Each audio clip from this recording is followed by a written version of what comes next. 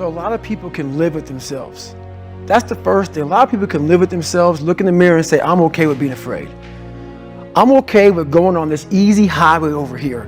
The easy highway has all these fucking signs and shit, directions, how to get somewhere. And you have to first be uncomfortable with how you feel about yourself. With that voice that a lot of us like to run away from, we all have it. We all have that voice that's saying, hey man, you know, you're kind of wimping out right now. You're kind of being a little punk right now. But a lot of us say, okay, that's okay. It's okay to tell these little white lies to ourselves. So we first have to face the real you. The real me is David Goggins. The real me is the guy looking at you right now saying, I don't want to fucking be on this show right now because I used to stutter as a kid. And I'm afraid of that.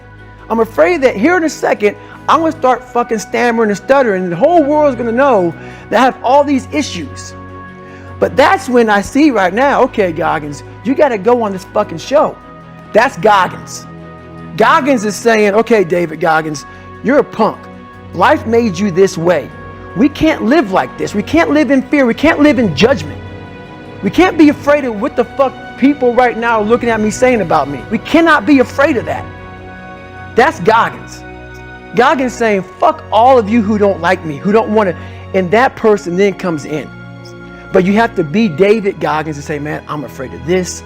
I'm fucked up here. Life made me this way here. I stutter. I have these issues with reading and writing, and I'm fat and I'm insecure. You have to face that in that dark room. In that dark room is who you are. But in that dark room is where you have to create another human being that walks out of that dark room to face who you are. That's the only way you're going to get over all those things. You have to create someone else. Not like you have two different personalities. It is you. But you have to find strength. And that visualization of almost me cracking out Goggins, like almost like that Superman cape, like I'm coming out a different person, a person that doesn't give a fuck about anything, who doesn't care about being judged, who knows I'm weak, who knows I'm afraid, who says, whatever you think about me, take it, whatever, I'm here.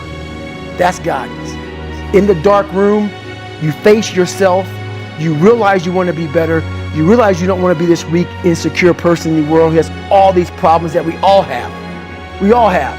Social media is a great platform to tell you who we want to be, not who we are. So that's where that dark room is.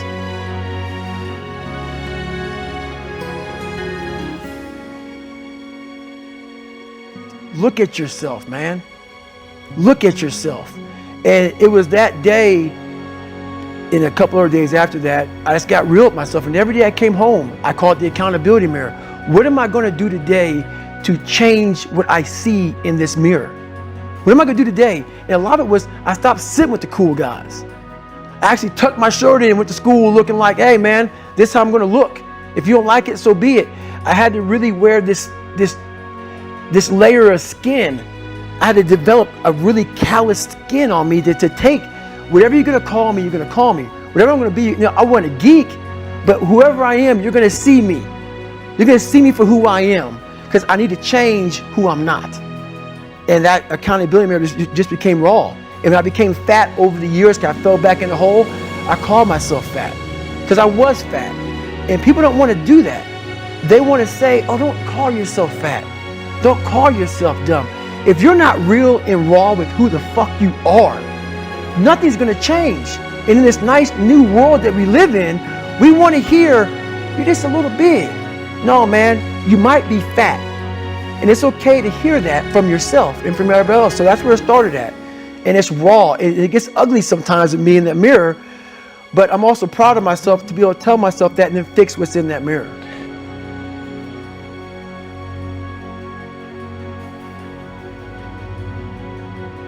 And I fell back a lot. I fell back in this fucking hole of life.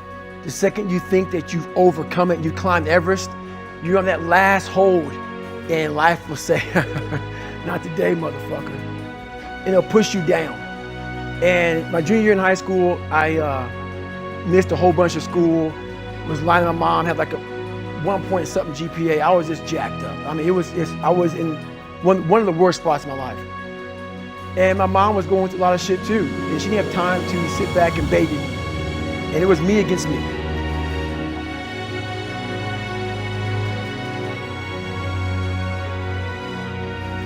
The mind has the tactical advantage over you at all times. At all times of your life, the mind has a tactical advantage over you. Why is that? It knows what you're afraid of. It knows your insecurities. It knows your deep, dark lies. And it starts to push you away from that shit. It pushes you in a direction that is comfortable. The mind controls everything.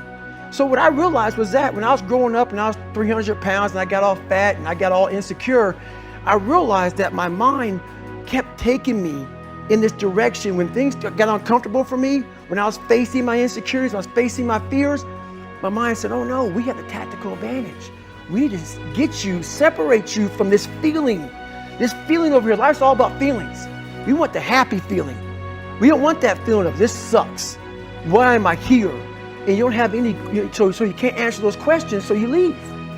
I started realizing that if in that moment, you can answer those fucked up questions and you are now in charge of your brain versus your brain ruling you, that's where all that stuff comes from. So the 40% rule is all of that. You get to 40%, your brain says, we're done.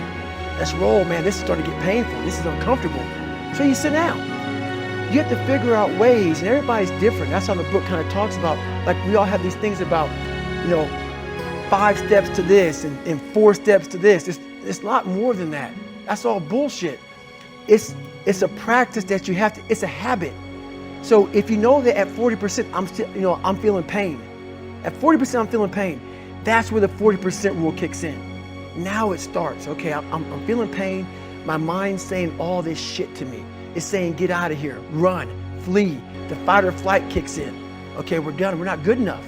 It starts telling you all these things. You start to believe it because the mind controls all. This is the time where you have to gain control back of your mind.